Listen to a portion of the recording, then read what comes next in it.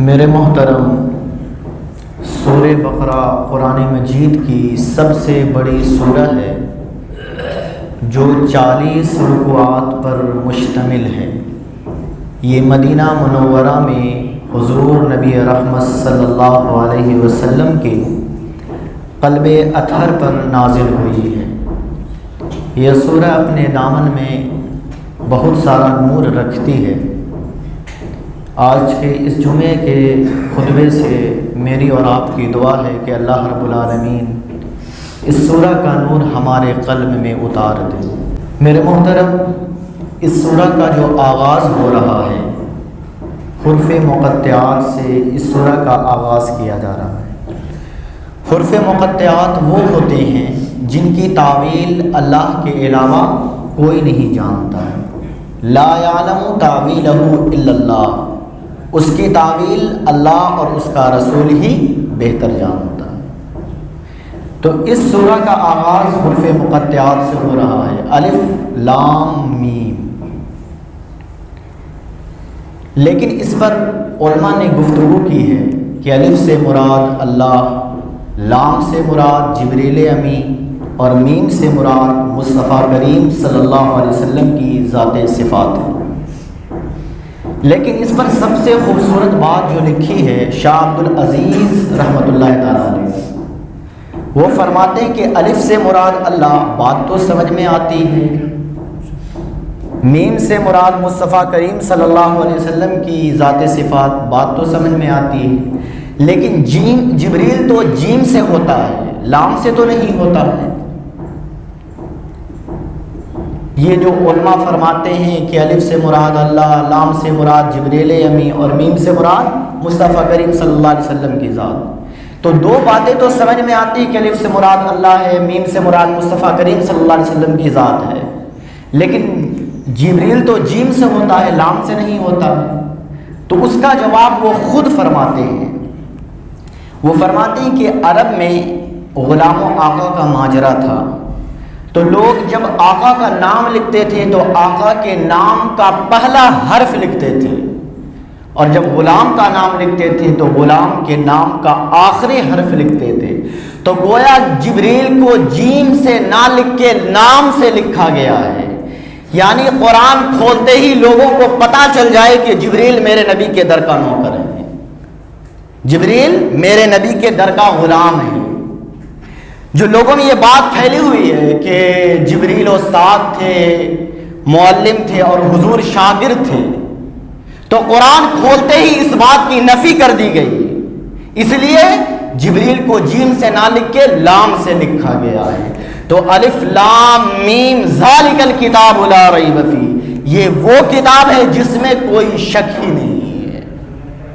تین قسم کھا کے اللہ فرماتا ہے ذالک الکتاب لا ریب فیہ، یہ وہ کتاب ہے جس میں کوئی بھی شک نہیں، جس میں کوئی بھی شبہات نام کی کوئی چیز نہیں ہے۔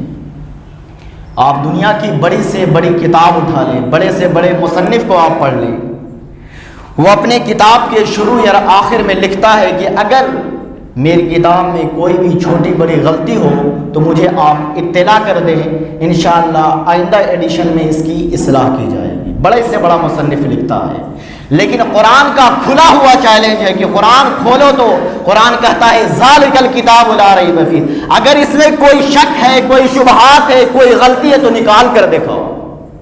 قرآن یہ کہتا ہے کہ اگر اس میں کوئی غلطی ہے، خامی ہے تو تم اس کو نکال کر دیکھو، یہ بے عیب کتاب ہے، یہ لا ریب کتاب ہے، اس میں کوئی شک نہیں ہے۔ میرے بھائی، یہ قرآن آج ہمارے پاس موجود ہے۔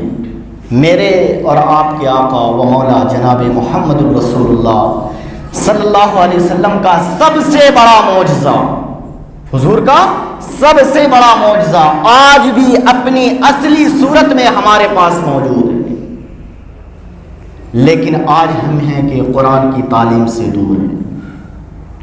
علامہ اقبال نے کہا تھا ببندے صوفی و ملا اسیری حیات از حکمت قرآن گیری، کہ تو جاہل ملا کے پھندے میں ایسا پھنسا کہ تو نے قرآن کریم سے ہدایت لینی چھوڑ دی، بس قرآن کریم سے تجھے اتنا سروکار رہ گیا جب تیرے بوڑھے کی روح اٹکی تو تو سورہ یاسین لے کر بیٹھ گیا۔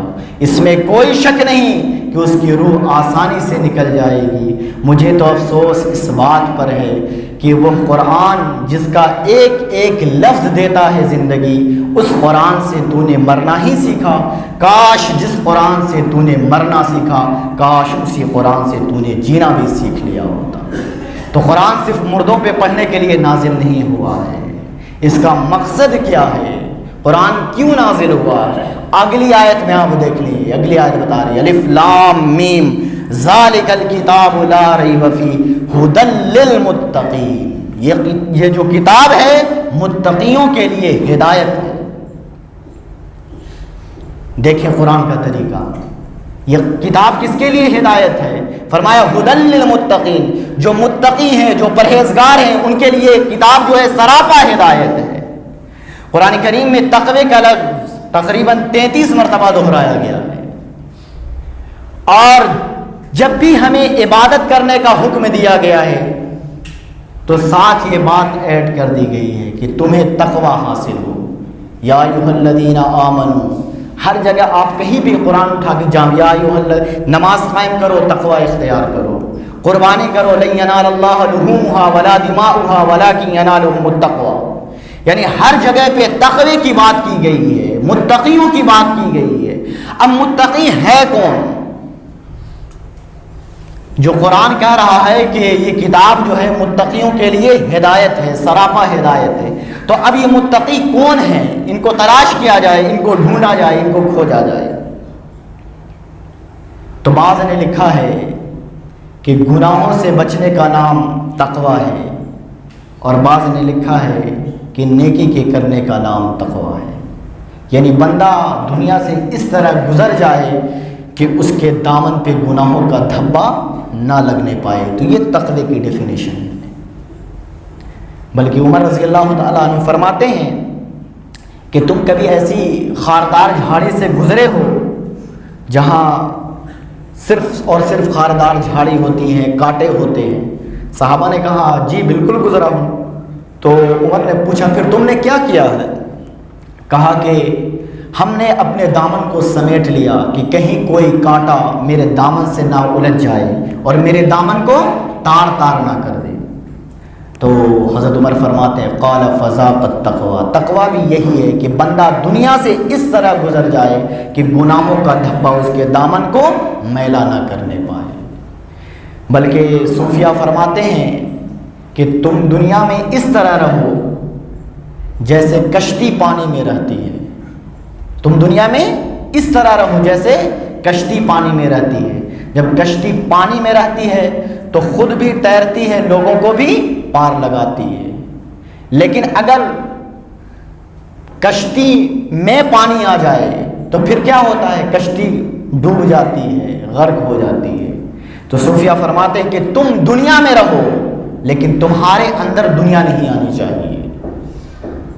اگر تمہارے اندر تم دنیا میں اتر آئے، تمہارے دل میں دنیا اتر گئی، صرف دنیا کی محبت رہ گئی، تو ابو نعیم الاصفہانی حلیہ میں لکھتے ہیں، ان کا فتویٰ سنیے، وہ فرماتے ہیں من نظر الی الدنیا نظر الحب، جس نے دنیا کو صرف محبت کی نظر سے دیکھا، اللہ رب العالمین اس کے سینے سے زہد کا اور تقوی کا نور چھین لیتا ہے۔